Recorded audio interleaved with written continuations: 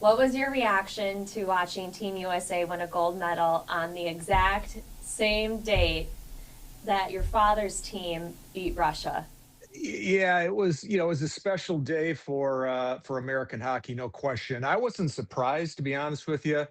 Look, those are the two best teams in the tournament. And I thought, I don't know if you remember last year, they had the Four Nations tournament, which was in lieu of the All-Star game when it came down to US Canada. Canada won in overtime. And what I said back then a year ago was whoever loses the Four Nations tournament, whoever loses that game between US and Canada is going to win the gold medal the following year in 26. So my intuition was correct.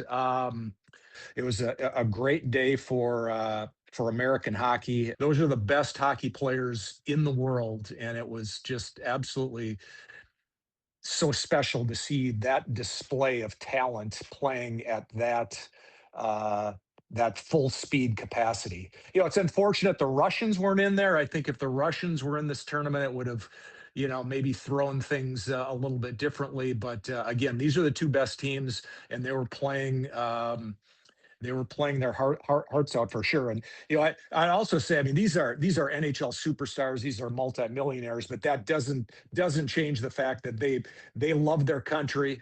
They were doing everything to win and bring a gold medal to their country. They were like little kids. They were far from elite professional, multi-million dollar athletes. These were like little kids wanting to represent their country and bring home that medal, and they sure did.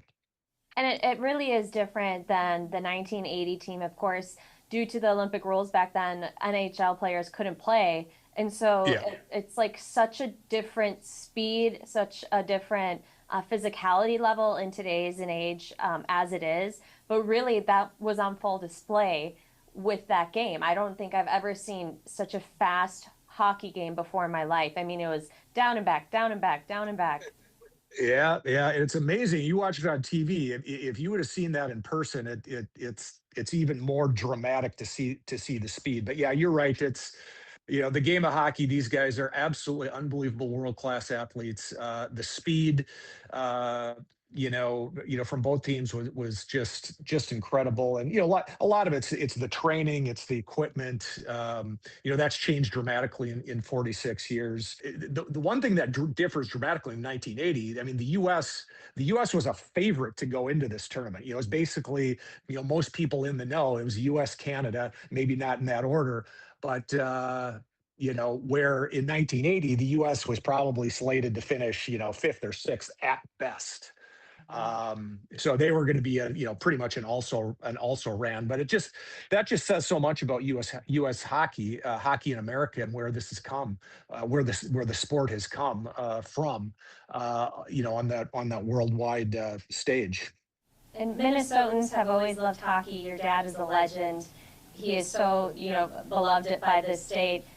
What does it mean to you when you see people 46 years later still showing so much admiration for your dad and what he did? That's amazing. He was very prophetic. When he was talking to President Jimmy Carter after they won the gold medal, he said, and I think you can find this clip on YouTube. He said that this is a big moment now. Don't get me wrong, this is a big moment, but it'll only grow in time in terms of importance. And he was absolutely right. Absolutely right. Every time something would happen in a war to get together, the movie Miracle in 2004, you know, I thought, well, after that movie's made, that's pretty much it. That's it. But it seems like it keeps growing and growing. And back in December, it was a trip to the White House. Then this Netflix documentary, it just kept growing and growing. And people my age and older that witnessed that Miracle on Ice, it brings up a lot of emotion. And it wasn't really a sporting event. It was really a piece of American history. It's really the only piece of American history that so many people remember that actually was a positive thing. If you look at other, similar instances in our country where people say, I remember exactly where I was, the Kennedy assassination, 9/11, the space shuttle explosion, all these things where people remember exactly where they were. The Miracle on Ice, has that same emotion with people, but it's a positive American piece of American history. So that's where I think it differs. um and it keeps, maybe the 26 team winning the gold medal, maybe it'll put the 1980 team at rest, and maybe we won't hear about that much more. But I've said it before, it probably isn't going to be the case. I have to ask you, do you do you like seeing the clip of Kurt Russell in the Miracle speech that he gives? The speech happened. I know that for a fact. It definitely happened, and I've talked to these players about the speech, a lot in the last 46 years. It definitely happened. I talked to my dad about it too, and he, he talked to me about the speech.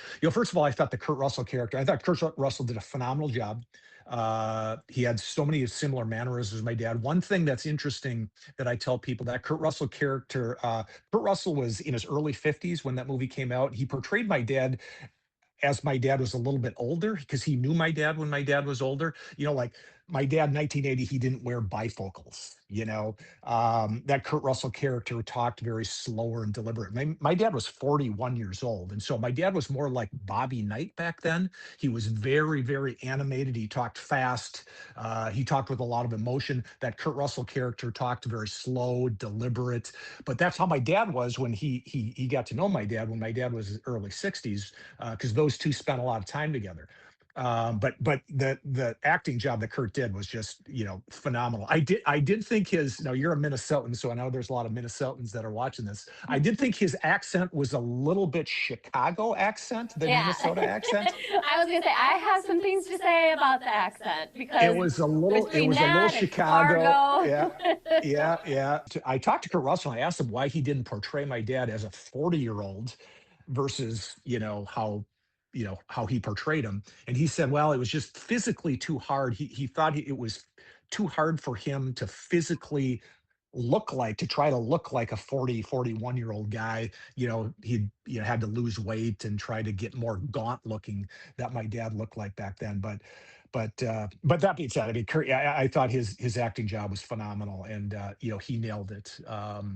But yeah, the speech definitely took place, and it was impactful for those players, because I've talked to him a lot over the years. Robbie McClanahan talks about this in the documentary. What he said, before the third period of the Finland game was, or maybe it was before the first period of the Finland game was, which I think is just, so perfect, was, he said, if you guys lose this game, you're going to take it to your grave. And there's an expletive in there. And that's so true, because you imagine you upset the greatest hockey team in the world as a bunch of college kids, amateurs, and then go lose the next game and not, potentially not even win a medal. Mhm. Um, and that's all he said. He says, you lose the game, you're going to take it to your grave, and walked out. I think that was as impactful and probably more motivating than the you were born to be a player. But my dad was a great motivator. I mean, that was his specialty. I was an athlete myself and played for a lot of coaches in a variety of sports. And I saw him as a kid growing up and watching him coach, being a little fly on the wall. And he was an absolutely phenomenal motivator. He was a great psychologist. He knew how to push the right buttons for those players. And that was what made him, a great coach, besides being a great tactician and being a very cerebral uh, coach in terms of the X's and O's. Phenomenal psychologist, phenomenal motivator. And again, he knew what buttons to push, which each of his players. So did he play with Brock Nelson's, was it his Yeah, his grandfather? grandfather. Yeah. So Dave Christian, interesting. So Brock Nelson's parents, it was Dave Christian played on the '80 Olympic team. Dave went to North Dakota, played on the '80 Olympic team. My dad wanted Dave badly to play for the Gophers, but Dave, went to North Dakota. But after, in I think 1980, 81, my dad took us, our whole family, to Warroad. And so I was at Brock Nelson's parents' wedding in like 1981 or 82. So yeah, my dad played with Brock's grandfather, Roger, and that would be Roger's brother, Billy. No, Billy was Dave's dad. So Brock's grandfather was Billy Christian, and then the other Christian brother was Roger Christian. My dad played with both of them in the 1960s.